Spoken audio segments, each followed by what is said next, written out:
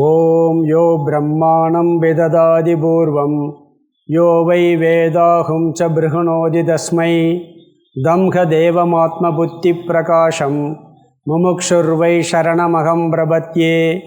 ஓம் நமோ பிரம்மாதிப்யோ பிரம்ம வித்யா சம்பிரதாய கர்த்ருப்யோ வம்ச ரிஷிப்யோ மகத்யோ நமோ குருப்யக சர்வோபப்ளவரஹிதக பிரஜானகனக பிரத்யகர்த்தோ பிரம்மைவாகமஸ்மி.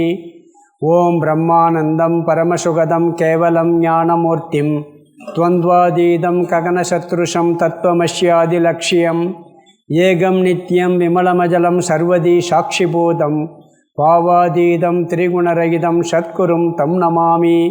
குருர் பிரம்மா குருர் விஷ்ணு குருர் தேவோ மகேஸ்வரக குரு சாட்சாத் பரம் பிரம்ம தஸ்மை ஸ்ரீ குரவே நமக. சொல்லுங்க. ஓதற்கு எளிதாய் உணர்தற்கு அரிதாகி வேத பொருளாய் மிக விளங்கி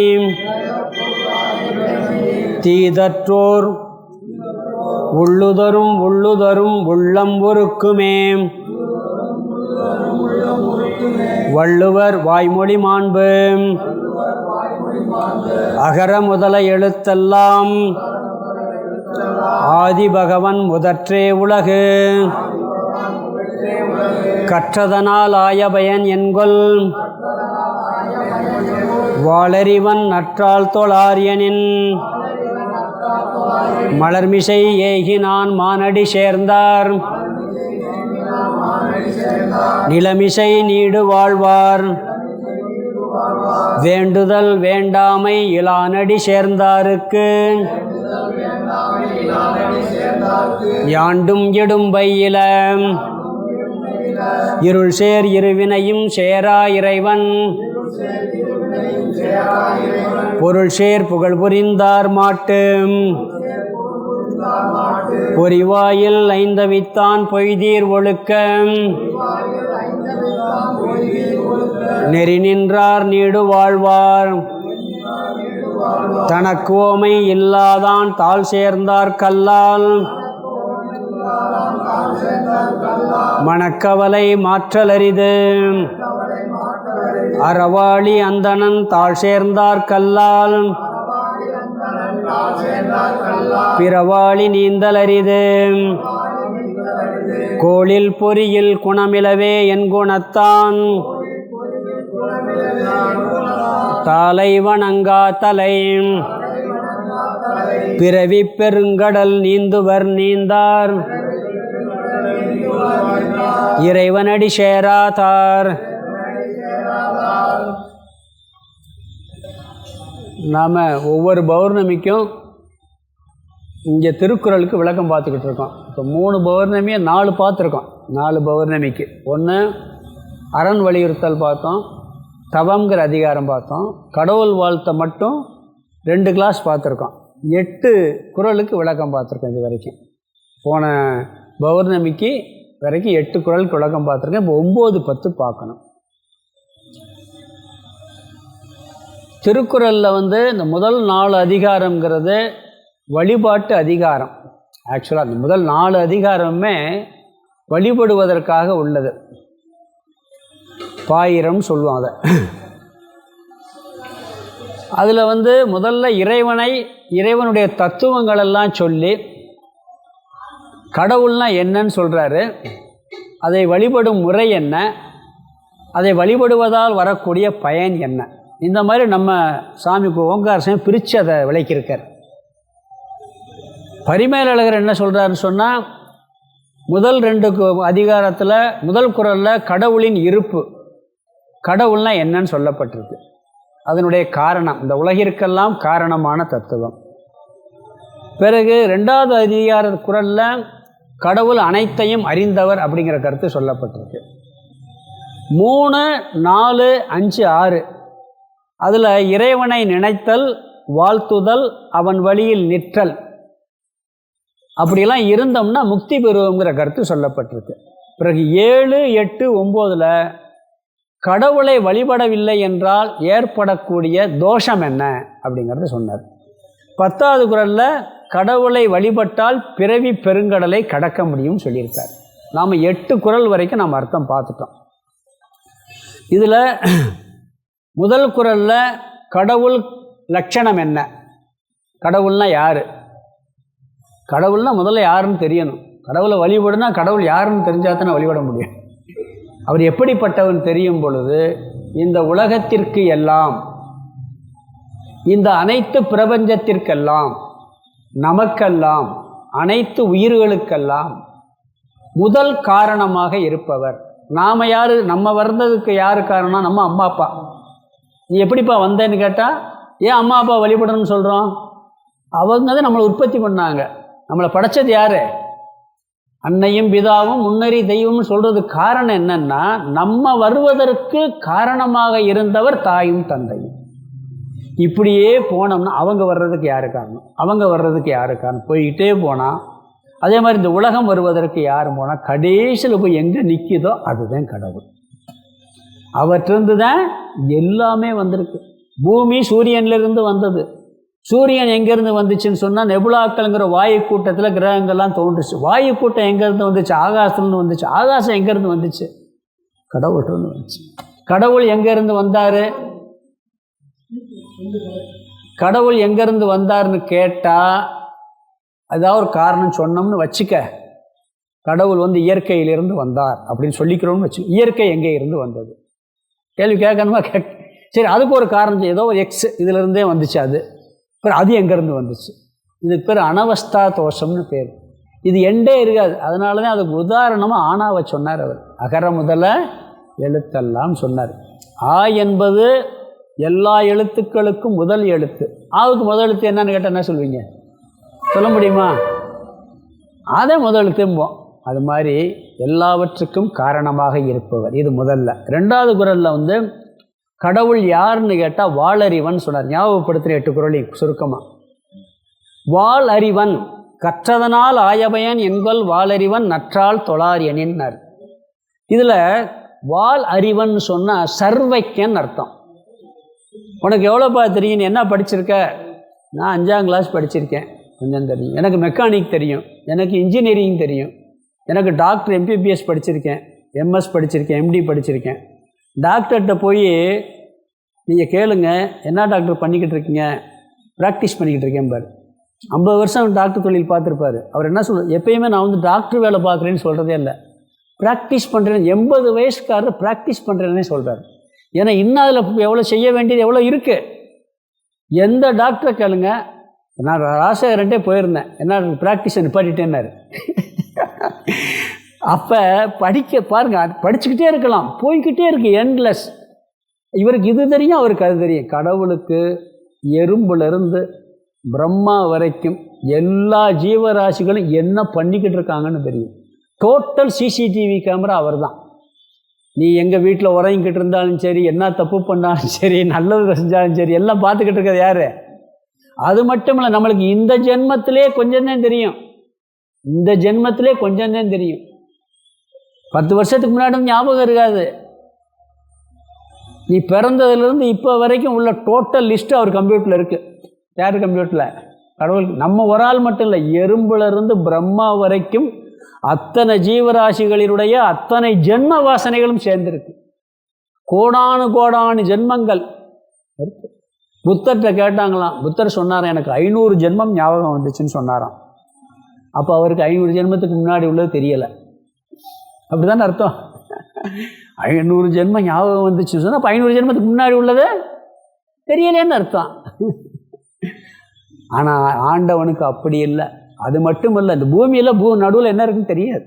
கடலுக்குள்ளே ஆராய்ச்சி பண்ணலை. இந்த பூமி ஒரு கிரகத்தை, அண்ட சராசரங்களில் கோடானு கோடி கிரகங்கள் இருக்குது. அத்தனுடைய இயக்கம், சர்க்கியூட்டு அத்தனை அவர் கையில் இருக்குது. அதான் வால் அறிவன், நம்ம சிற்றறிவன். 2வது லட்சணம்.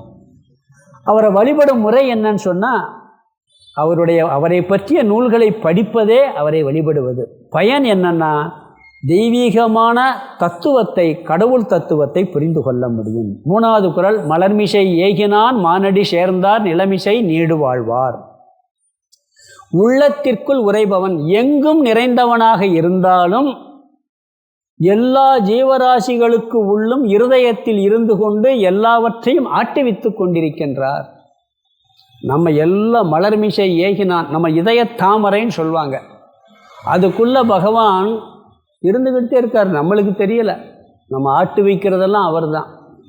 நம்மளை எல்லா வேலையும் பண்ண வைக்கிறது யார்? அவர் தான்.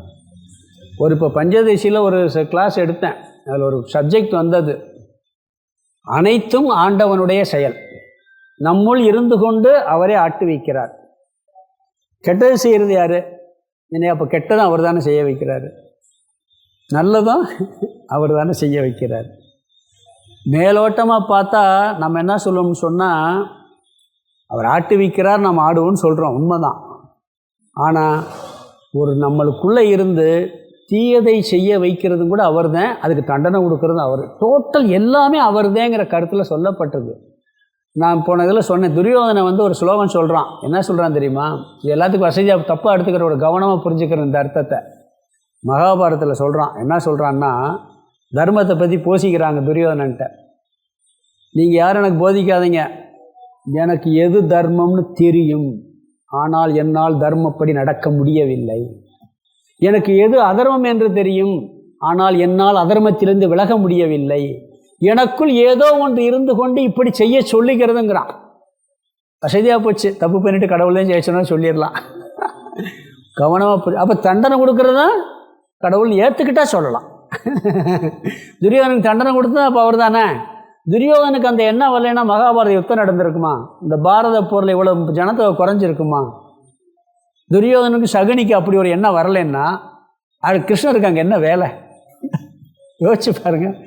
என்ன அர்த்தம்னா, டோட்டல் அவர் தான் உள்ளே இருந்து எல்லாத்தையும் பார்த்துக்கிட்டு இருக்கார், எல்லாம் பண்ணிக்கிட்டு இருக்கார். பிறகு இதில் என்ன பலன் கிடைக்கும்னா, கடவுள் தான் எல்லாம்ங்கிறது புரிஞ்சு உள்ளே இருந்து பண்ணுறாருன்னா ஒரு மனசில் ஒரு அமைதி கிடைக்கும். அதை ஏற்றுக்கிட்டோம்னா, தண்டனை கொடுக்கும்போது ஏற்றுக்கிறணும். நம்மளுக்கு ஒரு கெட்டது வந்தால் என்னையை போட்டு வாட்டுறேன்னு சொல்லக்கூடாது, என்னையை போட்டு வாட்டி எடுக்கிறேன்னு சொல்லக்கூடாது. ஏதோ ஒன்று கடவுள் பண்ணிக்கிட்டு இருக்கார், சந்தோஷம் வந்தால் கொடுத்து பண்ணிக்கிட்டு இருக்கார். இப்படி ஒரு நினப்பு வந்துச்சுன்னா எவ்வளோ அமைதி இருக்கும். அது மலர்மிசை ஏகினான் மானடி சேர்ந்தார் நிலமிசை நீடு வாழ்வார்னு இந்த உலகத்தில் சந்தோஷமாக வாழ்வான். 4வது குறள், வேண்டுதல் வேண்டாமை இளானடி சேர்ந்தாருக்கு யாண்டும் எடும்பை இல. விருப்பு வெறுப்பு அற்றவன், எனக்கு வேண்டியவன் வேண்டாதவன் என்பது கடவுளுக்கு இல்லை. அப்படி இருந்ததுன்னு என்ன பண்ணுவார்? நாட்டாம தீர்ப்பை மாற்றி சொல்லுங்கிற மாதிரி மாற்றி சொல்லிடுவார். சொல்கிறான்ல அவன், நாட்டாமையாருக்கு எப்படி பண்ண முடியும்? தீர்ப்பு இவன் வேண்டிய வேண்டாதுன்னு சொன்னால் திருப்பி கரெக்டாக தான் சொல்ல முடியும். அப்படி இருந்தால் தான் அங்கே ஜட்ஜ்மெண்ட் பண்ண முடியும். அப்படி இல்லைன்னு வச்சுக்கோங்க, அந்த படத்தில் சொன்ன மாதிரி தான், ஏய் கடவுளை தீர்ப்பை மாற்றி சொல்லு அப்படின்னு நம்ம சொல்லலாம். அங்கே அவர் சொல்ல மாட்டார், அவருக்கு எல்லாம் ஒன்று தான். விருப்பு வெறுப்பற்றவர். விஷயங்களில் எல்லாத்துலேயுமே நாம் வழிபடுறது எப்படி இருக்கணும்னா, இந்த ஆன்மீக வாழ்க்கையில் வேதாந்தத்துக்குள்ளே போகிறதுக்கு முதல் லட்சணமே, விவகாரத்தில் சண்டை போடலாம், அடிக்கலாம், பண்ணலாம், ஏய் போடாங்க எல்லாம் பண்ணலாம். ஆள் மனசில் அவனை கண்டாலே எனக்கு பச்சனாவியாக இருக்குன்னு சொல்கிற மாதிரி கூடாது. இவனை கண்டு அப்படியே எனக்கு அப்படியே கொள்ளுதுன்னு சொல்கிறது. விவகாரத்தில் நல்லா பேசலாம், கெட்ட வேண்டாம் தூரமாக இருக்கலாம், தப்பு இல்லை. ஆனால் ஆள் மனசில் எல்லா ஜீவராசிகளும் ஒன்று தான் அப்படிங்கிற அயோக்கியன்ட்ட கூட அவன் அயோக்கியத்தனத்தை கண்டிக்கலாம், அடிக்கலாம், மிதிக்கலாம், அவன் மேலே வெறுப்பு வரக்கூடாது. இதுதான் விருப்பு வெறுப்பற்ற தன்மை. இது வேதாந்தத்துக்கு ஒரு அடிப்படை. அதை சொல்கிறார் அவர். அது கடவுள்கிட்ட இருக்குது. நாமளும் அப்படி பழகுனா அவரை அறியலாம், துன்பமற்ற நிலையை அடையலாம். பலன், இருள் சேர் இருவினையும் சேராய் இறைவன் பொருள் சேர் புகழ் புரிந்தார் மாட்டு. இங்கே இறைவன் எங்கும் நிறைந்தவன் அர்த்தம். இறைவன்கிற வார்த்தைக்கு 2 இடத்துல இறைவன்கிற வார்த்தையை பயன்படுத்துகிறார். இங்கே ஒன்று பின்னாடி ஒன்று வருது. அதாவது பிறவி பெருங்கடல் நீந்துவர் நீந்தார் இறைவன் அடி சேராதார், அங்கே இறைவன்கிற வார்த்தை வருது கடைசி குறளில். 5வது குறளில் இருள் சேர் இருவினையும் சேராய் இறைவன் வருது. இங்கே இறைவன் சொன்னால் நீக்கமர எங்கும் நிறைந்தவர். அல்லாஹ் அல்லாஹ், நீ இல்லாத இடமே இல்லைன்னு படிக்கிறாங்க. அங்கிங்கனாதபடி எங்கும் பிரகாசமாய், அவர் இல்லாத இடமே இல்லை. எல்லாரும் சொல்கிறோமா இல்லையா? சாதாரண ஆளை கேளுங்க, தூணிலும் இருப்பார் திரும்பிலும் இருப்பாருமா. உன் உள்ளத்தில் இருக்காரான்னு தெரியலையேம்மா. தூணிலும் இருப்பார் துரும்பலும் இருப்பார், எனக்குள்ளே இருக்கணுமா இல்லையா? நீக்கமர நிறைந்தவர் இறைவன். அவரை வழிபடுவது எப்படின்னா, அப்படிப்பட்ட இறைவனை வாயால் புகழ்ந்து பாட வேண்டும். திருவாசகம், தேவாரம், எத்தனையோ பாடல் மொழிகள். இப்போ நாம் பேசிக்கிட்டு இருக்கிறது, கேட்டுக்கிட்டு இருக்க கூட வழிபாடு தான். கடவுளை பற்றி பேசினாலும் வழிபாடு தான். அவருடைய பொருள் சேர்ந்த புகழ் மொழிகளால் போற்றுதல். இப்போ என்ன பண்ணிக்கிட்டு இருக்கோம்? கடவுள் வாழ்த்துல தான் பண்ணிக்கிட்டு இருக்கோம். 1 மணி நேரம் 5 நிமிஷம் பூஜை பண்ணுறது, இப்போ நம்ம 1 மணி நேரம் பூஜை பண்ணிக்கிட்டு இருக்கோம். பிறகு இதனுடைய பெருமை என்னன்னு சொன்னால், இருமைகளால் தாக்கப்படாத மனநிலையை அடைதல். குளிர், வெப்பம், இன்பம், துன்பம், லாபம், நஷ்டம், வெற்றி, தோல்வி எல்லாம் வரும், எல்லாருக்கும் வரும். நீங்கள் நினைக்கிற மாதிரி அவங்க பிறந்ததுலேருந்து கடைசி வரைக்கும் வெற்றியிலே இருக்கான்னு சொல்ல முடியாது, தோல்வியிலே இருக்கான்னு சொல்ல முடியாது, சந்தோஷத்திலே இருக்கான்னு சொல்ல முடியாது. இது ரெண்டும் வரும் பொழுது அமைதியாக ஏற்றுக்கொள்ளக்கூடிய மனநிலை கடவுள் வழிபாடை நல்லா பண்ணி இதை புரிஞ்சுக்கிட்டால் வரும். இன்பத்தில் பிறந்து இன்பத்தில் வளர்ந்து இன்பத்தில் மடிந்தவர் எவரும் இல்லை. துன்பத்தில் பிறந்து துன்பத்தில் வளர்ந்து துன்பத்தில் மடிந்தவர் எவரும் இல்லை. ஓ மனமேன்னு ஒரு சினிமா பாட்டு. இன்னொரு பாட்டு இருக்குது. என்ன பாட்டு? ஜெமினி கணேசன் பாட்டு ஒன்று வரும். மயக்கமா கலக்கமா, மனதிலே குழப்பமா, வாசல் தோறும் வேதனை இருக்கும், வாடி நின்றால் ஓடுவதில்லை. எல்லா வீட்லேயும் பிரச்சனை இருக்குது. அந்த இது என்னாகும்னா சமமாக ஏற்றுக்கொள்ளக்கூடிய மனநிலை வரும். கடவுளுடைய தத்துவத்தை புரிந்து நன்றாக வழிபட்டால் இன்பம் வரும் பொழுது துள்ள மாட்டோம், துன்பம் வரும் பொழுது துவள மாட்டோம்ங்கிறார். பிறகு பொறிவாயில் ஐந்தவித்தான் பொய்தீர் ஒழுக்க நெறி நின்றார் நீடு வாழ்வார். இங்கே புலன் இன்ப நாட்டம் அற்றவர். கடவுளுக்கு ஏதாவது அனுபவிக்கணும்னு ஆசை இருக்குமா? எந்த ஆசையும் கிடையாது. அவருக்கு ஐம்புலனையும் அடக்கியவர். அவர் எங்கே தேவையோ அங்கே பயன்படுத்துவார். நாமளும் அதை வழிபடக்கூடிய முறை என்னன்னா, நம்மளுடைய ஆசைகளை ஒழுங்குபடுத்துதல். ஆசையே கூடாதுன்னு சொல்கிறதில்லை. தர்மமான ஆசைகளை அனுபவிக்கலாம், அதையும் அளவோட முறையாக அனுபவிக்கணும். அதர்மமான ஆசைக்கு போகவே கூடாது. தர்மமான ஆசைகளை அளவோடு அனுபவிக்கலாம். அந்த தர்மமான ஆசையும் கிடைக்கவில்லை என்றால் மனம் நொந்து போகக்கூடாது, துக்கப்படக்கூடாது. அப்போ தான் நாம் பற்றால் இல்லாமல் இருக்கோம்னு அர்த்தம். ஒரு ஆசைப்படுறோம், தர்மம் தான், கிடைக்கலன்னா ஐயோ எனக்கு கிடைக்கலேன்னு நினச்சோம்னா அங்கே பிரச்சனை இருக்குது. தர்மமாக இருக்குது, அது முறையாக பயன்படுத்துகிறோம்னா தப்பு இல்லை.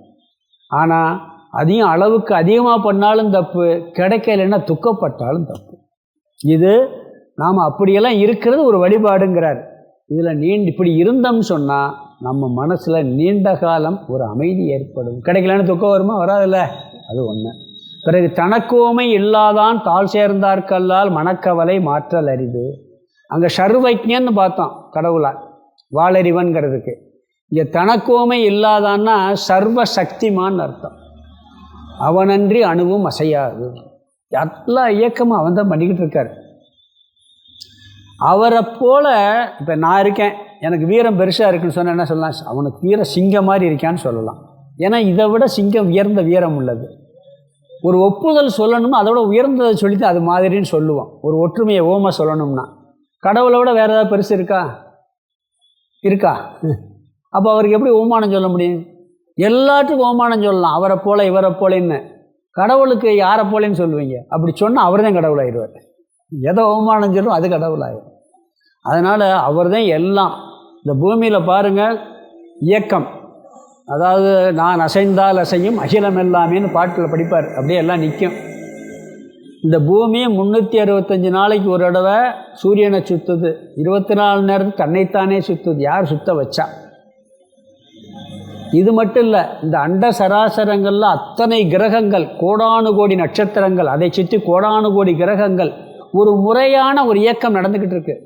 நாம் பிறக்கிறதுலேருந்து இறக்குறது வரைக்கும் ஒரு சிஸ்டமேட்டிக் இருக்குது. பிறந்தாச்சுன்னா இறப்ப நிச்சயம் பண்ணுறார். இவனுக்கு இப்படித்தேன ஒரு அமைப்பை உருவாக்குறார். இந்த ஒரு ஊசி முனைக்குள்ளே 10 லட்சம் அணுக்கள் இருக்குங்கிறாங்க. அந்த அணுக்குள்ளே எலக்ட்ரான், நியூட்ரான், புரோட்டான் இருக்குது. அது சுற்றிக்கிட்டு இருக்கான். இப்போ நம்மளுக்குள்ள ஒரு ஊசி முனைக்குள்ளே அவ்வளோ அணு இருக்குது. நம்ம உடம்புல அப்போ எத்தனை அணு இருக்கும்? ஒவ்வொரு அணுக்குள்ளேயும் ஒரு இயக்கம் நடக்குது. யார் பண்ண வச்சா? பூமிக்கு புவியீர்ப்பு சக்தி இருக்குது. யார் பண்ணா? அந்த ஈர்ப்பு சக்தி யார் கொடுத்தா? பூமிக்கு பூ போட்டாலும் கீழே இழுக்குது ஒரு சக்தி உள்ள. அந்த சக்தி எங்கேருந்து வந்துச்சு? அனைத்து சக்தியும் நீ எல்லாம் நம்மெல்லாம் வந்து நான் செஞ்சேன் நீ செஞ்சது அர்த்தமே இல்லை. நாம் நல்லது செஞ்சாலும் எவ்வளவு பெரிய ஆற்றல் வந்தாலும் அந்த ஆற்றல் யாருடையதுன்னு சொன்னால் கடவுளுடைய ஆற்றல் தான். நான் அப்படியே பெரிய ஆளாயிட்டேன், நான் படித்து அவ்வளோ முயற்சி பண்ணி செஞ்சு ஒரு வார்த்தைக்கு சொல்லலாம், விவகாரத்துக்கு ஆள் மனசில் தொடச்சி போட்டுறணும். விவகாரத்துக்கு என்னப்பா நீ நான் தான் சம்பாரிச்சேன் சொல்ல தப்பு இல்லை, நான் தான் கட்டினேன், நான் தான் பார்த்தேன், நல்லா பண்ணேன். விவகாரத்துக்கு சொல்கிறது மேலோட்டமாக சொல்கிறது தப்பு கிடையாது. ஆள் மனசில் என்ன இருக்கணும்னா நம்ம ஒன்றுமே கிடையாது, சுத்த ஜீரோ தான் எல்லாமே. அவள் இல்லாட்டி ஒன்றும் பண்ண முடியாது. அத்தனை இயக்கத்தையும் இயக்கி அப்போ அகங்காரம் வருமா, ஆணவம் வருமா, நம்ம பெரியாளுங்கிற சிந்தனை வருமா? வரவே வராது. அவர் நினச்சா ஒரு செகண்டில் அண்ட சராசத்தை தூள் ஆக்கிட்டு போயிடுவார். நம்மளை எங்கே ஏமாத்துறது? அப்போ அவ்வளவு உயர்ந்த சக்தி உள்ளவர். பிறகு அராளி அந்தணன் தாழ் சேர்ந்தார் கல்லால் பிற ஆளி நீந்தலது. அந்த கணக்குவமே இல்லாதான்ங்கிறதுல இறைவன் இப்படிப்பட்டவர் அப்படிங்கிறத அறிந்தால் மட்டுமே மனக்கவலை போகுங்கிறார், இல்லாட்டி மனக்கவலை போகாதுங்கிறார். என்ன பாருங்க, மனக்கவலை மாற்றல் அரிதுங்கிறார். தனக்கு ஓமை இல்லாதான் தாழ் சேர்ந்தார் கல்லால், இறைவன்தான் எல்லாம் என்று அறிந்தவனுக்கு மட்டுமே மனக்கவலையை மாற்ற முடியும். இல்லை என்றால் மனக்கவலை மாற்றுவது அரிதுன்ட்டார் அவர். நீ நான் நினச்சிக்கிட்டு இருந்தால் எப்படி கவலைப்படுவ? அப்புறம் யாராவது நீ இல்லையே நினச்சா நீ கவலை வந்துடும் உனக்கு. இந்த கவலையெல்லாம் போக்கணும்னா அவரை சரணடைஞ்சு அவர் தான் எல்லாங்கிற புத்தி வரணும். அற ஆளி அந்தணன் தாழ் சேர்ந்தார் கல்லால் பிற ஆளி நீந்தல் அரிது. தர்மங்கிறதே அவர் தான். போன கிளாஸில் சொன்னேன் இதெல்லாம். அதாவது அதனால தான் அரண் வலியுறுத்தல் ஒரு வழிபாடாக வச்சுட்டார். 4வது அதிகாரம் வந்து வான் சிறப்பு நீத்தார் பெருமை அரண் வலியுறுத்தல். தர்மமாக வாழ்பவர். ஒரு சத்திரியன் இருக்கான், ஒரு அரசன் இருக்கான்னு அவங்க தர்மம் தான் அங்கே கையில் இருக்கணும். தர்மம் இல்லைன்னு வச்சுக்க எல்லாம் கொலாப்ஸ் ஆகிடும். அப்படி தர்மமாக தர்மத்தின் சொரூபமாக இருக்கக்கூடிய தர்ம கடலாக இருக்கக்கூடியவர். அப்போ நாம் அங்கே வழிபாடு என்ன? தர்மப்படி வாழ்வது ஒரு வழிபாடு. நீங்கள் சூடம் ஏற்றுறது, பத்தி பொறுத்துறது, சாமி அப்படியே பஜனை, அதுவும் வழிபாடு தான், இல்லைன்னு சொல்லலை. இதில் எத்தனை லட்சணம் சொல்லியிருக்காரு பாருங்கள். இதெல்லாம் வழிபாடு. படிக்கிறது வழிபாடு, விருப்பு வெறுப்பு இல்லாமல் இருக்கிறது வழிபாடு, அவர் தான் எல்லாம் நினைக்கிறது வழிபாடு, அவரை வந்து தேவாரம் திருவாசல் பாடுறது வழிபாடு. இங்கே என்ன? தர்மப்படி வாழுதல் ஒரு வழிபாடு. உலக வாழ்க்கையை அப்படி வாழ்ந்தால் எளிதாக கையாற்ற முடியும். அடுத்து பார்க்க வேண்டியது 9, 10. பழசவே நான் ஒரு 20 நிமிஷம் பேசிட்டேன். ஏன்னா ஞாபகப்படுத்தினா தான் சரியாக இருக்கும்ட்டு. நான் கரெக்டாக புரிஞ்சுக்கிச்சா? சரி. இந்த குரல் திருப்பி இருக்கா சொல்லலாம். கோளில் பொறியில் குணமிலவே என் குணத்தான் தாளை வணங்கா தலை.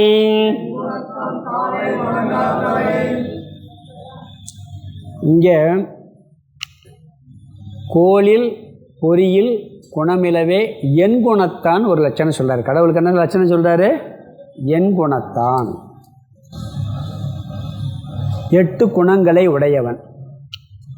இங்கே கடவுளை வழிபடுவது உடலால் போற்றி வழிபடக்கூடிய ஒரு முறையை சொல்கிறார். உடலால் போற்றி வழிபடுதல் முறை, வழிபடும் முறை.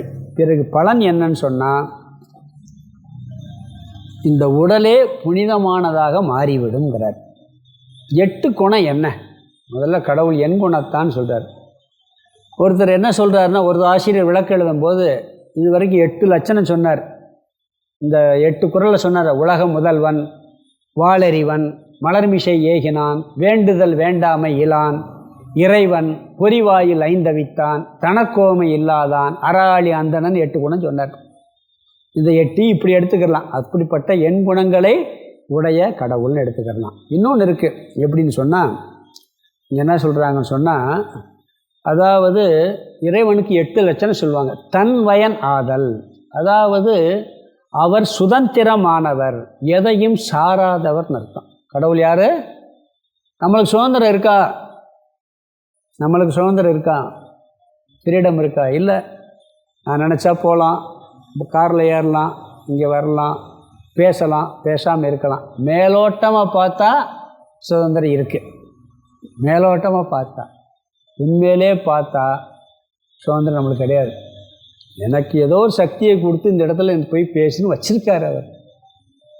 அவர் நினச்சாதான் நான் உட்கார முடியும். இப்போ இங்கே இருக்கு, நான் சொன்னேன் காலையில் மழை பெஞ்சேன்னு நான் வரலன்னு சொன்னேன்.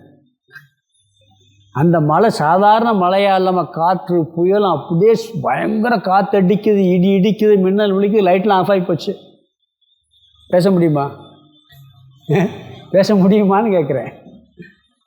நம்மளுக்கு சுதந்திரம் கிடையாது. யாருக்கு சுதந்திரம் இருக்குது? அவர் ஒருவருக்கு மட்டுமே சுதந்திரம் இருக்குது. என் குணங்களில் முதல் குணம் சுதந்திரம். நான் ஒன்றை சார்ந்து தான் இருக்க முடியும், எதையும் சாராமல் இருக்க முடியாது. அந்த உலகத்தை சார்ந்து இருக்கணும், கடவுளை சார்ந்து இருக்கணும். அவர் யாரையும் சார வேண்டிய அவசியமே இல்லை. அவர் தனியாளவர். அவர் தனியாக என்ன வேணாலும் பண்ண முடியும். பிறகு தூய அறிவே உருவானவர், உணர்வு சுரூபமானவர்.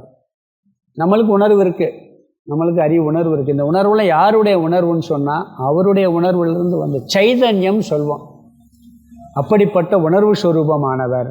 பிறகு சரி, உணர்வாக இருக்கிறாருன்னு சொன்னால் அது எப்படி வெளிப்படுதுன்னா, தான் இருப்பதை தானே வெளிப்படுத்தி கொண்டு இருப்பவர். அவர் இருக்கிறத தெரிஞ்சுக்கிறதுக்கு வேற ஒரு பொருள் தேவையில்லை. சுயம் ஜோதின்னு ஒன்று சொல்லுவோம்.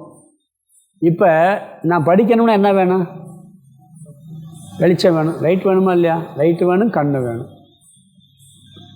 இதை பார்க்குறதுக்கு லைட் வெளிச்சம் கட்டாயம் வேணும். லைட்டை பார்க்குறதுக்கு இன்னொரு லைட் வேணுமா? லைட் தானாக வெளியே இருக்குது. சூரியன் எல்லாவற்றையும் பிரகாசப்படுத்துது. சூரியனை பிரகாசம் அது தானாக பிரகாசமாயிடுது. அது மாதிரி இறைவன் இருப்பதால் இந்த உலகமெல்லாம் தெரிகிறது. உலகமெல்லாம் அவர் இருப்பது, அவர் தானே அவர் இருக்கிறத பார்த்துக்கிறதுக்கு ஒன்றும் தேவையில்லை. சுயம் பிரகாசம். பிறகு முற்றும் உணர்ந்தவர், பூரண அறிவுடையவர். 4வது அது ஏற்கனவே பார்த்தோம், வாளறிவன் சொல்லி. அவருக்கு எல்லாமே தெரியும். பூரண ஞானம் உடையவர். அதாவது பூரண ஞானம் சொன்னால் எல்லா காலமும் அவருக்கு தெரியும். கடந்த காலம், நிகழ்காலம், எதிர்காலம் எல்லாத்தையும் வச்சுக்கோங்க. எல்லா கால தத்துவமும் அவருக்கு தெரியும். நாம் என்ன சொல்லுவோம்? போன பிறவை பற்றி, நம்மளுக்கு நடந்த வாழ்க்கையை பற்றி ஒருத்தர் சொல்லிட்டாருன்னா அவர் தான் ஞானின்னு சொல்லிடுவோம். சொல்கிறோமா இல்லைங்களா? அதுக்கு முதல்ல தெரியாது அவருக்கு. ஒருத்தர் நம்ம வாழ்க்கையை பற்றி நமக்கு தெரியாத ரகசியத்தை ஒருத்தர் வந்து ஒரு சாமியார் சொல்லிட்டாருன்னு என்ன பண்ணுவான்? அவர் தான் ஞானிம்போம். இதெல்லாம் அல்பம். விவேகானந்தர் ஒரு இடத்துல சொல்கிறாரு, அமெரிக்காவுக்கு போயிருக்கார். அமெரிக்காவுக்கு போயிருக்கும் பொழுது அங்கே ஒரு அம்மா வந்து ஒரு பெரிய இவர் தங்க வச்சுருக்கு. அங்கே ஒரு பெரிய, அங்கே இருக்கிறதுல பெரிய பிஸ்னஸ்மேன், கோடீஸ்வரன். ஒரு ஞானி இந்தியாவிலேருந்து வந்திருக்காரு, நீங்கள் வந்து பாருங்கள் அப்படின்னு சொல்லுது. அவன் யார் பெரிய ஆள்? என்னையோட பெரிய ஆள் அந்த ஆளுக்கு. யாருக்கு? அந்த ஒரு பிஸ்னஸ் மேன். அவர் தான் அமெரிக்காவிலே பெரிய கோடீஸ்வரன். வந்த உடனே அவர் சட்டையே பண்ணலை. யார் இவன் கிரிக்க மாதிரி உட்காந்துருக்கான் அப்படின்ட்டு மதிக்காமல் பேசுகிறாரு. விவேகானந்தர் என்ன பண்ணுறாருன்னா, அவருக்கு சித்தியெல்லாம் தெரியும். அதனால் மனைவிக்கு கூட தெரியாத ரகசியம், நான் அந்த ரகசியத்தான் சொல்கிறேன், இப்படியெல்லாம் பண்ணியிருக்கேன்னு புட்டு வைக்கிறார் வரிசையாக. அவன் பேங்க் அக்கௌண்ட் எவ்வளோ இருக்குது, எவ்வளோ பணம் வச்சுருக்கான், எவ்வளோ சொத்து வச்சுருக்கான், எல்லாம் சொல்லி முடித்த உடனே அப்படியே சரண்டர் ஆகிடுறான். நம்மளுக்கு இது பெருசாக தெரியுது. விவேகானந்தெல்லாம் அல்பங்கிறார் அவர் சொன்ன விஷயத்தை, சாதாரண விஷயங்கிறார். ஏன்னா அது சின்ன விஷயம்.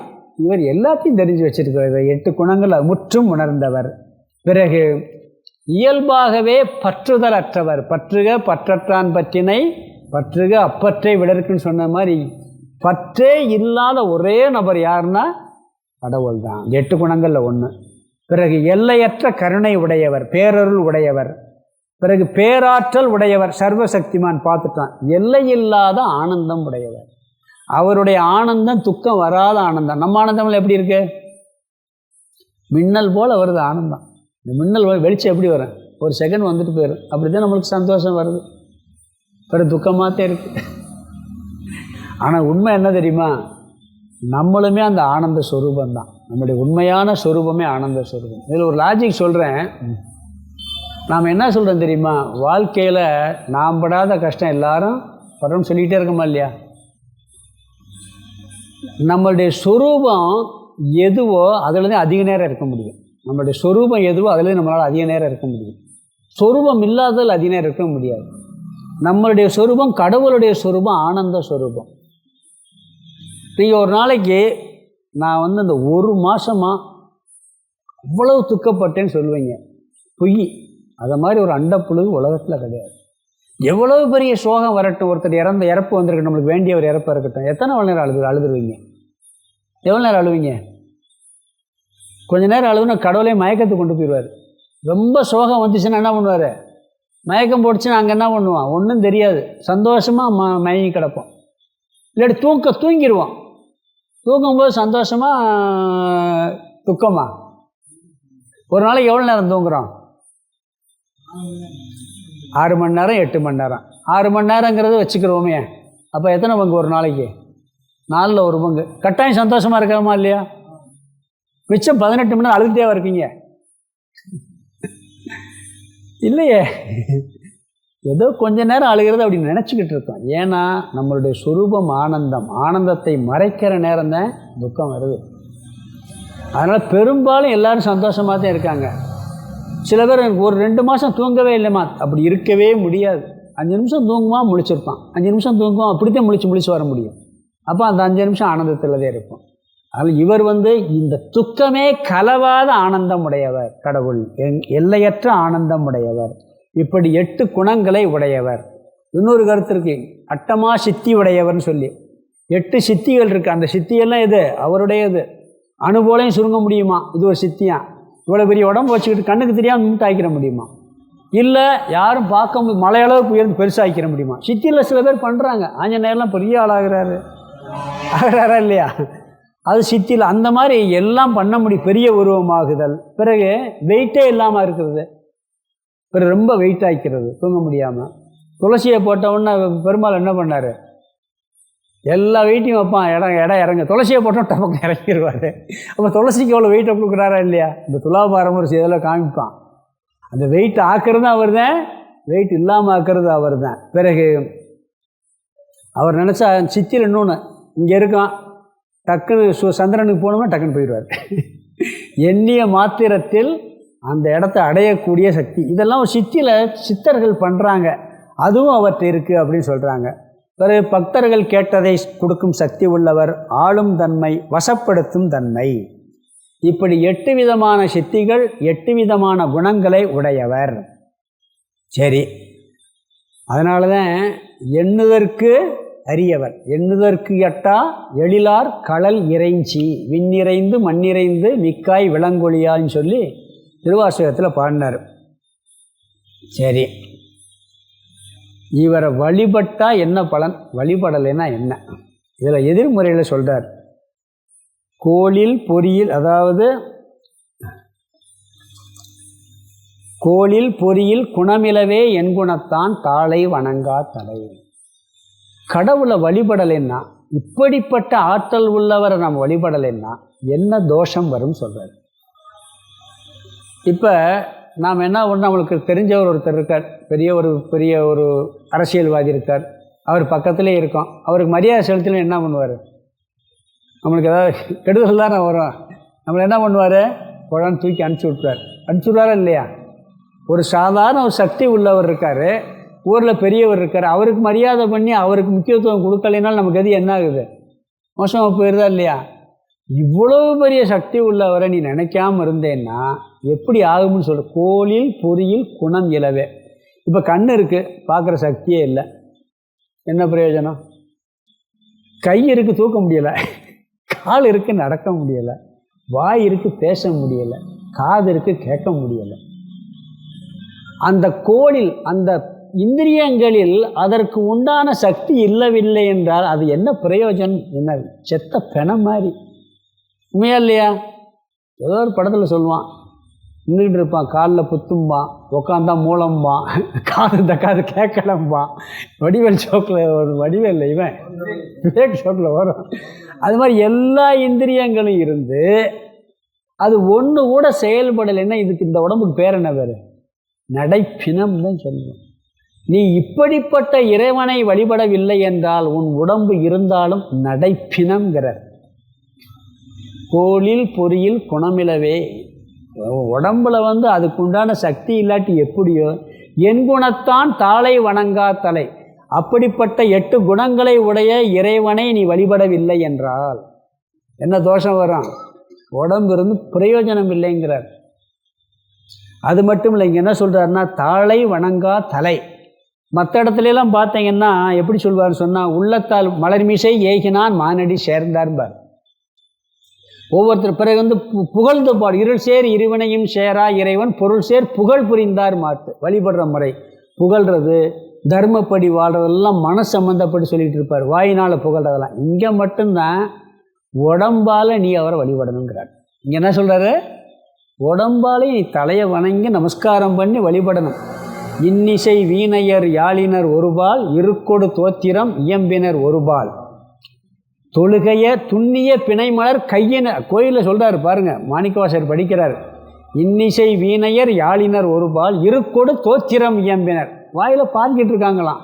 பிறகு என்ன பண்ணுறார்? இன்னொரு வரி, துண்ணிய பிணைமலர் கையின், இப்படியே கையை பின்னிக்கிட்டு வழிபடுறானா. துண்ணிய பிணைமலர் கையினர் ஒருபால் தொழுகையர் அழுகையர் துவல்கையர் ஒருபால்ங்கிறார். கோயிலில் பார்த்தா அப்படியெல்லாம் பாடிக்கிட்டு இருக்கானா, அழுதுகிட்டு இருக்கானா, துவல்றானா, உருள்றானா. இதெல்லாம் உடலால் வழிபடுவது. தொழுகையர் என்ன பண்ணுறார்? தொழுகையர் அழுகையர் துவல்கையர் ஒருபால் சென்னியில் அஞ்சலி கூப்பினர் ஒருபால்ன்றார். கையை ரெண்டையும் தூக்கி வழிபட்டு போய்கிட்டே இருக்கானா. சென்னியில் அஞ்சலி கூப்பினர் ஒருபால் திருப்பெரும் துறையுரை சிவபெருமானே என்னையும் ஆண்டு கொண்டு இன்னருள் புரியும் எம்பெருமான் பள்ளி எழுந்தருளாயேங்கிறார். உடலால் வழிபடுறதுல எத்தனை முறை சொல்கிறார். இந்த குரலில் மட்டும்தான் தாலை வணங்கா தலை. நீ உடலால் தலையை அவருக்கு பாதத்தில் வச்சு நல்ல நமஸ்காரம் பண்ணி நீ வழிபடக்கூடியதும் ஒரு முறை, வழிபாட்டு முறை அப்படிங்கிறார். இப்படி வழிபட்டால் என்னாகும்? வழிபடலைன்னா உடம்பு இருந்து பயன் இல்லை. வழிபட்டால் என்ன கிடக்குன்னா உடல் வந்து நல்ல தெய்வத்தன்மை அடையும். வணங்கவில்லைன்னா சக்தி போயிடும். உடலும் உள்ளமும் தெய்வத்தன்மை பெற்று உறுதி பெறும். அதாவது நம்ம கோயில் வழிபாட்டு முறையே பார்த்திங்கன்னா ஒரு பெரிய எக்ஸசைஸ் மாதிரியே இருக்குது. கோயிலை சுற்றுறது, கிரிவலம் வர்றது, 10 தடவை நமஸ்காரம் பண்ணுறது, உச்சி போடுறது, நீங்கள் பாருங்கள், எல்லாம் பாருங்கள். இன்றைக்கி எல்லாம் யோகாங்கிறான். அதே மாதிரி மனசில் வந்து நீங்கள் வந்து கடவுள்கிட்ட போய் மனசார பாடி புகழ்ந்து உங்கள் உள்ளத்தில் கொட்டியாச்சுன்னு சொன்னால் மனசு ஃப்ரீ ஆயிரும். மனசே ஃப்ரீ ஆயிரும். உள்ளமும் உறுதியும் அமைதி பெறும், உறுதியும் பெறும், ரெண்டும் கிடைக்குங்கிறார். கடவுளை வச்சு தானே விரதங்களே இருக்கோம். கடவுளை வச்சு தான் விரதம், பாத யாத்திரை எல்லாமே பண்ணிக்கிட்டு இருக்கோம். அதில் உள்ளமும் தூய்மையாகுது, உள்ளம் உறுதியும் ஆகின்றது, மனமும் தூய்மையாகியது, உடலும் தூய்மையாகிறது, உடலும் உறுதியாகிறது. இந்த பலன் இதில் கிடைக்குங்கிறார். அப்போ கோளில் பொறியில் குணமிழவே என் குணத்தான் தாளை வணங்கா தலை.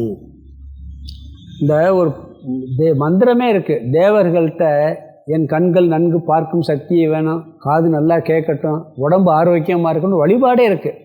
ஏன்னா உடல் இருந்தால் தான் நம்ம பண்ண முடியும். இந்த உடலுக்காகவே ஒரு வழிபாடு இருக்குது. வேதத்தில் மந்திரங்களே இருக்குது. அதனால் என்ன சொல்லியிருக்கிறான்னா, நீ இந்த கடவுளை உன் தலையால் வழிபட்டால் 8 குணங்கள், இப்படிப்பட்ட ஆற்றல் உள்ளவர். இதுக்கு முன்னாடி 8 குறள் சொல்லியிருக்கேன். அதில் இவ்வளவு பெருமையெல்லாம் சொல்லியிருக்கேன். இவ்வளோ பெருமையை சொன்ன பிறகு அந்த கடவுள் மேலே பக்தி உள்ளேன்னா உன் உடம்பு செத்த பணத்துக்கு சமம்ட்டார். உண்மைதானே? இவ்வளவு பெரியவரை நீ மதிக்கலைன்னா அந்த உடம்புக்கு என்ன மறுப்பு? ஒருத்தர் பெரிய ஆள்னு சொல்கிறான், அவருடைய குணங்கள்லாம் புகழ்ந்து பாடிக்கிட்டு இருக்கும்போது அவர் மதிக்காமல் இருந்தால் எப்படி எல்லாம் நினைப்போம். அது மாதிரி இவ்வளவு ஆற்றல் சக்தி உள்ள, இவ்வளவு குணங்கள் உடைய அந்த கடவுளை வழிபடவில்லை என்றால், உடலாலும் வழிபடவில்லை என்றால் இந்த உடம்பு இருந்து பயனற்றதே அப்படிங்கிறத சொல்லிட்டார். அடுத்து 10வது குறள். பிறவி பெருங்கடல் நீந்துவர் நீந்தார் இறைவன் அடி சேராதார். பிறவி பெருங்கடல் நீந்துவர் நீந்தார் இறைவன் அடி சேராதார். இறைவன் திருவடியை சேராதவர்கள் பிறவிக் கடலை கடக்க முடியாது அப்படின்னு சொல்கிறார். இப்போ என்ன பிறக்காட்டி பிறந்துட்டு போகிறேன், இப்போ என்னவா நினைக்கலாம்ல. நான் பிறக்கணும், அடுத்து கோடீஸ்வரனாக பிறக்கணும், இல்லை நல்ல பெரிய பணக்காரனாக பிறக்கணும், இல்லை நான் முதலமைச்சராக பிறக்கணும், இல்லை பிரதமராக பிறக்கணும். எதுக்கு பிறக்காமல் இருக்கணும்? நீ என்ன பிறப்புன்னு யாருக்குப்பா தெரியும்? வரல. பிறவி என்பதே துன்பம்தான். நம்மளுடைய பிறவி எப்போ முற்றுப்பெறுதுன்னு சொன்னால், கடவுளினுடைய தத்துவத்தை புரியும் பொழுது நம்மை பற்றியும் தெரிந்து கொள்ளுவோம். நம்மை பற்றி தெரிந்தால் மட்டுமே, கடவுளை பற்றியும் நம்மை பற்றியும் உலகை பற்றியும் அறிவு தெளிவாக உள்ளத்தில் உறுதியாக இருந்தால் மட்டுமே இறந்த பின்பு பிறக்க மாட்டோம். அது வரைக்கும் பிறந்து பிறந்து பிறந்து பிறந்து இறப்போம். புல்லாகி பூடாகி புழுவாகி மரமாகி பல்விருகமாகி பறவையாய் பாம்பாய் கல்லாய் மனிதராய் பேயாய் கணங்களாய் வல்லசுரராகி முனிவராய் தேவராய் செல்லான் என்ற இத்தாவர சங்கமத்துள் எல்லா பிறப்பும் பிறந்து இழைத்தேன்ட்டார் மாணிக்கவாசகர். நாமளும் தான் இங்கே வந்திருக்கவங்கெல்லாம் எல்லா பிறப்பும் பிறந்திருந்தாத்தையும் இங்கே வந்திருக்க முடியும். தேவர்களாக இருந்திருப்போம், தெரியாது நம்மளுக்கு. நம்ம தேவலோகத்துக்கு போலே நீங்கள் நினச்சிக்கிட்டு இருக்கலாம், போயிருக்கலாம், யாருக்கு தெரியும்? போன ஜென்மமே ஞாபகம் இல்லை. ஏதோ ஒரு ஜென்மத்தில் தேவலோகத்தில் இருந்திருக்கலாம், ஏதோ ஒரு ஜென்மத்தில் நரகலோகத்தில் இருந்திருக்கலாம். மாணிக்கவாசகர் என்ன சொல்கிறார்? தேவராய் அசுரராயின்னு வர சொல்கிறாரு. நான் தேவராகவும் பிறந்துட்டேன், அசுரராகவும் பிறந்துட்டேங்கிறாரு. புரியுதுங்களா? புல்லாகவும் பிறந்துட்டேங்க. அப்போ நாம் எப்படி வந்திருப்போம்? இது இந்த சக்கரம், இந்த சம்சார சக்கரம், பிறப்பு இறப்பு என்ற சக்கரம் சுழன்று கொண்டே இருக்கும். அந்த சக்கரத்தில் வெளியே வரணும்னா இறைவனடி சேர வேண்டும், இறை தத்துவத்தை உணர வேண்டும். அதை உணர்ந்தால் இந்த பிறவிலேயே ஜீவன் முக்தி கிடைக்கும். முதல்ல இந்த பிறவிலேயே நாம் மேலோட்டமாக துக்கம் சுகமெல்லாம் இருக்கும், ஆள் மனசில் துக்கம் போயிருக்கும். தத்துவம் நன்கு நிலை பெறும் பொழுது இறந்த பிறகு மீண்டும் அவன் பிறக்கவே மாட்டான் அப்படிங்கிறார். இங்கே இந்த இறைவன்கிற வார்த்தை வருது. பிறவி பெருங்கடல் நீந்துவர் நீந்தார் இறைவனடி சேராதார். அங்கே இறைவன்கிற வார்த்தைக்கு என்ன சொன்னோம்னா, என்ன சொன்னாங்க? இறைவன்கிறதுக்கு எல்லா இடங்களிலும் இருப்பவன் சொன்னான். இங்கே என்ன சொல்கிறாருன்னா, இறைவன்கிறதுக்கு காலத்தால் எப்பொழுதும் இருப்பவர் அப்படிங்கிறார். இந்த 10வது குறளில் கடவுளுடைய லட்சணம், 9ல் 8 குணம்னார். இங்கேயும் இறைவன்கிறார். 5வது குறத்தில் இறைவன் சொன்னார். இறைவன்னா அவர் இல்லாத இடமே இல்லை. இங்கே இறைவன்கிற வார்த்தைக்கு என்ன சொல்கிறாருன்னா, காலம், அவர் இல்லாத காலம் கிடையாது, அவர் இல்லாத காலம் கிடையாது. காலையில் எந்திரிச்ச உடனே கடவுள் வருவாரா? சூரிய உதயமான பிறகு 10,000 கோடி வருஷத்துக்கு முன்னாடி கடவுள் இருந்திருப்பாரா? இருந்திருக்க மாட்டாரா? கோடி கோடி கோடி வருஷத்துக்கு முன்னாடி இருந்திருப்பாரா? இருந்திருக்க மாட்டாரா? சொல்லுங்க. இல்லாமல் இருந்திருக்க முடியும். சரி, இப்போ இருக்கான். இன்னும் ஒரு 1000 கோடி 2000 கோடி கோடி கோடி வருஷம் ஆயிடுச்சு, நாம் இருக்க மாட்டோம். கடவுள் இருப்பாரா? இருக்க மாட்டாரா? காலங்களை கடந்தவர் அவர். பாருங்க, நம்மளுடைய ஒரு 10,000 வருஷத்துக்கு முன்னாடியும் பூமிக்குள்ளே தோண்டி சிவன் சிலை எடுக்கிறாங்க. இந்த சிலையினுடைய காலத்தை பார்த்தா 10,000 வருஷங்கிறாங்க. ராமேஸ்வரத்தில் அவர் அங்கே இருக்க அந்த மூலஸ்தானத்தில் அர்ச்சகர் ரொம்ப பழக்கம், சாமி டிவோட்டி. அவர் அந்த பெருமாள் அங்கே ஒன்று சேது, அந்த சேது தீர்த்தமாக அது ஒரு இருப்பார். அங்கே வரும்பொழுது அந்த ராமர் சிவலிங்கத்துக்கு முன்னாடியே அந்த கடவுள் இருந்தாலும் அவர் ஒரு கதை சொல்கிறார். எத்தனை வருஷம் ஆச்சுன்னு கேட்டேன். 8 லட்சம் வருஷத்துக்கு முன்னாடி இந்த கோயில் இருக்குன்றார். ராமேஸ்வர கோயில் எப்போ சொல்கிறாரு? 8 லட்சம் வருஷத்துக்கு மேலே ஆச்சுங்கிறார். எப்படி கணக்கு சொல்கிறாருன்னா, நம்ம மகாபாரத காலம் துவாபர யுகம், இப்போ நடக்கிறது கலியுகம். கலியுகம் 4,36,000 வருஷம் ஏதோ வரும். துவாபார யுகம் 8,00,000 வருஷம் வருது. அந்த துவாபார யுகம் முடிகிற பொழுது தான் மகாபாரதம் நடந்து முடிஞ்ச உடனே கலியுகம் பிறக்குது. அப்போ 8 லட்சத்து வருஷங்கிறது துவாபர யுகம். அதுக்கு முன்னாடி திரேதா யுகத்தில் வாழ்ந்தவர் ராமர். அப்போ இப்போ ஒரு 5000 வருஷம் ஆகுது, அது ஒரு 8 லட்சம் வருஷம் ஆச்சு. அதுக்கு முன்னாடி ராமர் காலம் முடிவு தான் திரேதா யுகம். அப்போ கட்டாயம் ராமர் வாழ்ந்த எத்தனை வருஷம் ஆச்சு? 8 லட்சம் வருஷம். அந்த ராமர் அந்த சீதை பிடிச்சு வச்ச லிங்கம் தான் அந்த ராமேஸ்வரத்திற்கு சிவலிங்கம். சீதை பிடிச்சு வழிபட்ட லிங்கம் அது. இது ராமகிருஷ்ணனுடைய ராமர் ராமகிருஷ்ண பரமஹம்சர் பெருமாளுடைய அவதாரம் சொல்லுவாங்க. சீதை லட்சுமி அவதாரம் சொல்லுவாங்க. அன்னையார் ஒரு தடவை ராமேஸ்வரம் வந்திருக்காங்க. இப்போ இருக்கக்கூடிய அங்கே ராமகிருஷ்ண மடம் இருக்குது பார்த்தீங்களா, அங்கே அன்னையார் தங்கியிருந்தது, சாரதா தேவியார் தங்கியிருந்த இடம் தான் இன்றைக்கி தபோவனத்தில் வாங்கி அதை பண்ணியிருக்காங்க. அங்கே தங்கி கோயிலுக்கு போனாங்களாம். அது கும்பிட்டுக்கிட்டு இருக்கும்போது நான் அன்னைக்கு பிடிச்சி வச்சது அப்படியே இருக்கேன்னாங்களாம். சாரதா தேவியை என்னன்னு எல்லாம் முடிச்சிருக்காங்க. நான் எப்படி அன்னைக்கு பிடிச்சி வச்சேனோ அது அப்படியே இருக்குன்னாங்களாம். அப்போ காலம் எல்லா காலத்துலேயும் இன்றைக்கி எந்த நாட்டில் தோணாலும் சிவலிங்கம் எடுக்கிறாங்க. ஆச்சரியமாக இருக்குது. வேர்ல்டு உலகம் பூராமே இருந்திருக்கு. சரி, இந்த உலகம் தோன்றுவதற்கு முன்பு 1000 கல்ப வருஷம் பிரம்மாவுக்கு இரவுன்னு சொல்கிறாங்க. 1000 கல்ப வருஷம், கோடி கோடி கோடின்னு சொல்லணும். இந்த உலகம் சிருஷ்டியே இருக்காது. பூமியும் எல்லாம் க்ளோஸ் ஆயிரும், ஒன்றுமே இல்லாமல் போயிடுமா.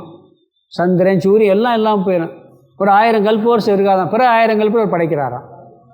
எப்படி பாருங்கள், காலமெல்லாம் கற்பனை பண்ணால் அது ஒரு மாதிரியாக இருக்கும். அதாவது ஒரு நாளைக்கு 22,400 சுவாசிக்கிறோம். அது 20 பிறகு 4 லட்சம் வருஷம் கலியுகம், 8 லட்சம் வருஷம் துவாபரகம், 12 லட்சம் திரேதா, 16 லட்சம் கிரேதா, இதெல்லாம் சேர்ந்து ஒரு சதுரயுகம். இப்படி 1000 சதுரயுகம் சேர்ந்து ஒரு கல்பம். இப்படி 1000 கல்பம் சேர்ந்து பிரம்மாவுக்கு ஒரு பகலாம். நீ கணக்கு போட்டேங்க, நான் போய்கிட்டே இருக்கேன். சரி, இப்போ இருக்க பிரம்மாவுக்கு என்ன, இப்படி 1000 கல்ப வருஷம் ஒரு பகல், 1000 கல்ப வருஷம் ஒரு இரவு, இப்படி 365 நாள் சேர்ந்து அவருக்கு ஒரு வருஷமா. இப்படி ஒரு 100 வருஷம் இருந்து அவருடைய ஆயிலாம். இப்போ இருக்க பிரம்மா 2வது பிரம்மாவும் அவருக்கு 51 வயசு ஆகுதான். இதெல்லாம் என்ன கணக்கு, ஒன்றும் பண்ணவே முடியாது. காலங்கிறதே அது ஒரு இதாக இருக்குது. எல்லா காலங்களிலும் எப்பொழுதும் எல்லா காலங்களிலும் இருப்பவர் இங்கே இறைவன்கிற வார்த்தையை சொல்கிறார். அப்போ என்னாச்சுங்க, இறைவன் அப்படிங்கிறதுக்கு எல்லா காலங்களிலும் உரையவர். இறைங்கிறதுக்கு அரசன்னு ஒரு அர்த்தம் இருக்குது. இறைன்னு அரசன்னு ஒரு அர்த்தம் இருக்குது. பொருள்பாலில் பார்த்தீங்கன்னா ஃபஸ்ட்டு குறளே இறை மாட்சி, ஃபஸ்ட்டு அதிகாரம் இறை மாட்சி. அரசனுடைய லட்சணத்தை சொல்வார். இங்கே அரசனும் ஆண்டவனும் ஒன்று தான். அரசனும் மக்களை கட்டி காப்பாற்று தர்மத்தை நிலைநாட்டுறான். ஆண்டவனா இவர் ஒரு குறிப்பிட்ட எல்லைக்குள்ள அவர் இந்த பிரபஞ்சம் அனைத்திலும் வந்தார். அதனால் இறைவன்கிற வார்த்தையை பயன்படுத்துகிறார். பிறவி பெருங்கடல் நீந்துவர் நீந்தார், இறைவன் அடி சேராதார். கடவுள் இறைவன் என்பவர் இந்த காலங்களையும் கடந்தவர், தேசங்களையும் கடந்தவர். எல்லா இடமும் அவர்தான், எல்லா காலமும் அவர்தான். நமக்குள்ளும் இருக்கிறார், எல்லா இடத்துலையும் இருக்கிறார். இப்படி இறைவனுடைய தத்துவத்தை புரிந்தவர் மட்டுமே பிறவா நிலையை அடைய முடியும். இல்லையே, நான் சாமியை கும்பிட்டு அவரை வழிபட்டு பூஜை பண்ணி பார்க்கடலில் பள்ளி கொண்டிருக்க பெருமாளை போய் நான் அடைய போகிறேன், புரியுதுங்களா? அடையலாம். இல்லை கைலாசத்தில் போய் சிவபெருமானை போய் அடைய போகிறேன், அடையலாம். ஆனால் அது பிறவி கடந்தது அல்ல. அங்கே போய் பெருமாள் எப்பா என் சொரூபம் இருந்தேன், நான் நீ ஒன்றுதேன்னு உபதேசத்தை வாங்கிட்டோம்னா அது பிறகு பிறக்க மாட்டான். இல்லாட்டி அவரே என்ன கொஞ்ச நாள் பூமி போயிட்டு வந்துட்டுவார். சுந்தரர் அனுப்புனாரா இல்லையா? யார்? சிவபெருமான். சுந்தரர் கைலாசத்தில் தானே இருக்கார், அவரது கீழே அனுப்புனவர். அப்போ பிறக்க வச்சுட்டாரா இல்லையா? தத்துவத்தை புரிந்தால் மட்டுமே, இந்த அறிவை புரிந்தால் மட்டுமே நீ பிறவா நிலையை அடைய முடியும். இறைவன் அடி சேராதார். இதை புரியலைன்னா இறைவன் திருவடி சேர மாட்டேங்க, பிறவி பெருங்கடலை கடக்கவும் முடியாது. ஏன்னா பிறவி என்பதே துயரம்தான். இப்பிறவி தப்பினால் எப்பிறவி வாய்க்குமோன்னு ஏன் படிக்கணும்? என்ன பிறவி எடுக்க போகிறோம்? புழுவாக பிறக்கலாம், இல்லை அசுரனாக பிறக்கலாம், நரகலோகத்துக்கு போகலாம், தேவலோகத்துக்கு போகலாம். ஆனால் இந்த மனித பிறவி ஒன்றில் மட்டுமே பிறவா நிலையை அடைய முடியும். வேறு எந்த பிறவியிலையும் அடைய முடியாது. ஏன்னா இங்கே தான் கடவுள் நம்ம வழிபட்டு தொழுது தத்துவத்தை புரியும் சக்தி இங்கே இருக்கான், இல்லாட்டி பிரம்மலோகத்தில் இருக்கான். பிரம்மலோகமோ இல்லாட்டி சிவலோகமோ கைலாசம், அங்கே போய் அவர் உபதேசம் பண்ணால் இதே கருத்தை அங்கே உபதேசம் பண்ணுவாங்களாம். பண்ணுனா பிரபாநிலை அடையலாமா? நீ வேறு எந்த லோகம், கந்தர்வ லோகம், தேவலோகம், பித்ருலோகம், நரகலோகம், எந்த லோகம் போனாலும் கட்டாயம் விஷா முடிஞ்சவொன்னு திரும்பி வந்தாகணும். விஷா முடிஞ்சால் திரும்பி வந்தது ஆகணும், வேறு வழியே கிடையாதுங்கிறார். ஆனால் மனித பிறவி பிறந்து இங்கு இறைவனுடைய திருவடியை சேர்ந்து விட்டால், இறைவனடி சேராதாருங்கிறார். அப்போ சேர்ந்து விட்டால் பிறவியாகிய பெருங்கடலை நாம் நீந்த முடியும்.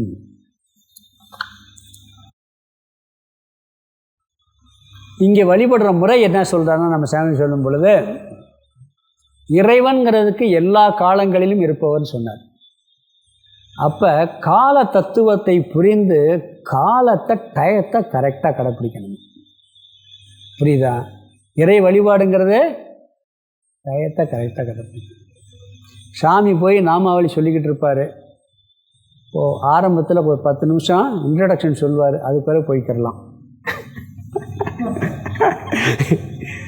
சித்பவானந்தர் என்ன பண்ணுவாராம் தெரியுமா? ஒரு அந்தரேவம் நடத்த போனால் யார் ஒரு ஆள் இல்லாட்டாலும் 10 மணி அந்தரேவம்னு வச்சுக்கோங்க, சீக்கிரம் போயிட்டா வெளியே தான் நிற்பாராம், போய் உள்ளே உட்கார மாட்டாராம். சீக்கிரமே போயிட்டா அந்த ஏற்பாடு பண்ணுறாங்கல்ல அவங்களுக்கு பதட்டமாக இருக்குமா, லேட்டாகவும் போக மாட்டாராம். போய் உட்காந்து பேச்ச ஆரம்பித்தா கரெக்டாக 10 நிமிடம் நகரணுமா. ஒருத்தர் இருந்தால் இல்லாட்டால் அவரோட நாமாவளி சொல்லிட்டு இருப்பாராம். ஒருத்தருமே வரலைனால அவர் டைம் சொல்கிறாங்க, காலையில் 3:30க்கு எந்திரிப்பாராம். அவர் இப்படி எந்திரிச்சு உட்காந்தாருன்னா செகண்ட் முள்ளு 12 தாங்குமா 3:30. அந்த செகண்ட் இருக்கு பாருங்க. நீங்கள் அவர் எந்திரிக்கிற டயத்தை வச்சு டயத்தை 3:30 வச்சுக்கலாமா காலையில். ஒரு நாள் கூட அப்படி பண்ணதில்லையா உடம்பு ஆரோக்கியமாக இருக்கும்போது. நான் எங்கே டயத்தை பண்ணுறோம், நான் 10 மணிக்கு வர்றேன்னு சொல்லுவோம். என்ன ஒரு அரை மணி யாராவது டயத்தை கரெக்டாக கண்டுபிடிச்சி போகிறோமா? நீங்கள் தபோவன ராமகிருஷ்ண மடத்தில் பாருங்கள், பங்க்சுவாலிட்டி கடை மாற்ற. இன்றைக்கும் 4:30 5:30 ஒரு நிமிஷம் லேட்டாக ப்ரேயர் நடக்கிறது இல்லை. அது இப்படி டயத்தை ஃபாலோ பண்ணுறது ஒரு வழிபாடுங்கிறார் சார். காலத்தை முறையாக நீங்கள் எதுவும் இல்லை, பிஸ்னஸ் கூட கடைன்னு திறக்கணும்னு சொன்னால் எத்தனை மணிக்கு 10 மணிக்கு திறந்துடணும். ஒரு தொழில் ஒருத்தர்கிட்ட போய் இப்போ நீங்கள் போகிறீங்க, எங்கேயாவது போகணும், நீங்களாக செய்ய வேண்டிய வேலை தப்பே இல்லை, கொஞ்சம் முன்ன பின்ன போனாலும் கூட அதுவும் கரெக்டாக தான் இருக்கணும். இன்னொருத்தரை ஜாயின் பண்ணி இத்தனை மணிக்கு வர்றேன்னு சொல்லிட்டு நீங்கள் அங்கே போய் கரெக்டாக நிற்கணும். ஒரு 10 பேரை வர சொல்லிட்டு நீங்கள் மட்டும் லேட்டாக போனால் எப்படி இருக்கும்? அது எல்லாருடைய டைம் வேஸ்ட் ஆகுதா இல்லையா? நான் தேனியில் ஒரு விஷயம் சொன்னேன். 8:30க்கு ப்ரேயர். யார்? திருப்பணி தொண்டர்கள் ப்ரேயர். 50 பேர் ப்ரேயர் பண்ணணும். ப்ரேயர் முடிஞ்ச உடனே சாப்பிட போகணும். சாப்பிட போயிட்டு திருப்பி என்ன பண்ணணும், சாப்பிட்டு வந்த உடனே வேலைகளை ஆரம்பிக்கணும். அங்கே பூஜை பண்ணுறவர் சொன்னார், இப்போயில் நாங்கள் நிர்வாகம் பார்க்கும் பொழுது ஒரு 5 நிமிஷம் லேட்டாக பூஜை பண்ண என்ன குறைஞ்சி போச்சுன்னு என்கிட்ட. ஒரு 10 நிமிஷம் அப்படி ஒரு 5 நிமிஷம் 10 நிமிஷம் லேட்டாக பண்ணார். சரி 10 நிமிஷம். நீங்கள் ஒருத்தர் 10 நிமிஷம் லேட்டாகனா 50 போடுங்கண்ணே, 50 × 10 நிமிஷம் போடுங்கண்ணே. 50 பேர் இருக்காங்களா இல்லையா? அப்போ 50 × 10 500 நிமிஷம் ஆச்சு. 500 நிமிஷம் எவ்வளோ ஆகுது? கிட்டத்தட்ட 9 மணி நேரம் ஆச்சு. நீங்கள் 10 நிமிஷம் லேட்டாகிறது 9 மணி நேரம் வேலையை கெடுக்குதுன்னு சொன்னேன். அதுக்கு ரைட்டாக தப்பா? ஏன்னா 50 பேருக்கு 10 நிமிஷம்னா ஒரு ஆளுக்கு 10 நிமிஷம்னா இவர் ஒரு ஆள் 10 நிமிஷம் லேட்டாக பண்ணுறது, 50 பேரும் 10 நிமிஷம் லேட்டாக தானே போக முடியும், லேட்டாக தானே சாப்பிட முடியும், அப்போ லேட்டாக தானே வேலையை ஆரம்பிக்க முடியும். இந்த பங்க்சுவாலிட்டிங்கிறது ரொம்ப ரொம்ப முக்கியம். நாம் அதை அது என்னன்னு நினைக்கிறோம், அதை நம்ம அந்த பண்ணவே கூடாது. எப்போயாவது எது இப்போ வர்றோம், இந்த அன்னைக்கெல்லாம் நான் சீக்கிரம் வரணும்னு தான் வந்தேன். மழையினால் ரோடுகள் தண்ணி, வண்டி வேகமாக வர முடியலை. இந்த ரூட்டில் பார்த்தீங்கன்னா இருட்டிலையும் ஒரு மாதிரியாக இருந்தது. இல்லை நான் கிளம்புனது கிட்டத்தட்ட இப்போ 5:45 கிளம்பிட்டேன். 6 மணி கிளம்பியாச்சு. காரில் வர்றது 1.5 மணி நேரத்தில் வந்துடலாம். மிஞ்சி போனால் 2 மணி நேரம் ஆகும். அப்படி இயல்பாக லேட்டாகிறது வேறு விஷயம். ஆனால் பொதுவாக நாம் எந்த ஒரு விஷயத்துக்கு போகணும்னாலும் கரெக்ட் காலத்தை கடைப்பிடிப்பது ஒரு வழிபாடுங்கிறார் இங்கே. ஏன்னா இந்த இறைவன்கிற வார்த்தைக்கு காலம் எல்லா காலத்திலும் இருப்பவன் என்று சொல்வதால் இங்கே வழிபாட்டு முறையை நம்ம சாமி எழுதியிருக்கிறார். வழிபாட்டு முறை காலத்தை வீணாக்காமல் இருப்பது. காலம் பொன் போன்றதுன்னு சொல்கிறான். பொன்னை விட உயர்ந்தது தான் காலம். காலன் வரும் முன்னே கண் பஞ்சு அடையும் முன்னே கடைவாயிர் பால்படும் முன்னே ஊரார் கூடி அழுமுன்னே குற்றாலத்தானையே கூறு. அதாவது டைம் நம்மளுக்கு ரொம்ப கம்மியாக இருக்குது. நாம் வாழ்கிற 100 வருஷ வாழ்க்கைங்கிறது இந்த பிரபஞ்ச வாழ்க்கையில் ஒரு செகண்டு கூட கிடையாது. நம்மளுக்கு 100 வருஷம் ஆயுள் இருந்தால் எவ்வளோ தெரியுமா? இந்த உலக வாழ்க்கையோட கம்பேர் பண்ணால், உலகத்தினுடைய ஆயுளை கம்பேர் பண்ணால் ஒரு நொடி பொழுது தான். அந்த டயத்துக்குள்ளே நீ வீணாக்காமல் எதை முறையாக செய்யணுமோ செஞ்சிருங்கிறார். வெட்டி பேச்சு பேசாமல் இருங்கிறார். அதனால் என்ன சொல்கிறான்னு சொன்னால், வெட்டி பேச்சு பேசாமல் வீணடிக்காமல் நம்ம என்ன பண்ணணும், கரெக்டாக காலத்தை கடைப்பிடிச்சு வாழ்வது ஒரு இறை வழிபாட்டு முறைங்கிறார். கடவுளை வழிபடுறது மட்டும் இல்லை, இங்கே வழிபாடு என்ன சொல்கிறாரு பாருங்கள். நீங்கள் காலையில் எந்திரிக்கிறதுலேருந்து இத்தனை மணிக்கு எந்திரிப்பேன், இத்தனை மணிக்கு சாப்பிடுவேன், இத்தனை மணிக்கு என்னுடைய தொழிலை பண்ணுவேன், இத்தனை மணிக்கு அங்கே போவேன் வருவேங்கிறத ஒரு முறைப்படுத்துவது ஒரு இறை வழிபாடுங்கிறார். பண்ண முடியுமா? அது நாம் பூஜை பண்ணுறது மட்டும் வழிபாடு நினச்சிக்கிட்டு இருக்கோம். காலத்தை கடந்த இறைவன்னா காலத்தை கடந்தவன், எல்லா காலமும் இருப்பவன்கும்போது அவன் கொடுத்த காலத்தை முறையாக பயன்படுத்துவது ஒரு வழிபாடு. அப்படி பயன்படுத்தி அவனுடைய தத்துவத்தை அறிந்துவிட்டால் நம்மளுக்கு என்ன கிடைக்கும்? பிறவாமை கிடைக்கும் அப்படிங்கிறார். அதனால் காலத்தை எப்பொழுதுமே வீணடிக்க கூடாது. இங்கே இறைவனுடைய இலக்கணம் எல்லா காலத்திலும் இருப்பவர்.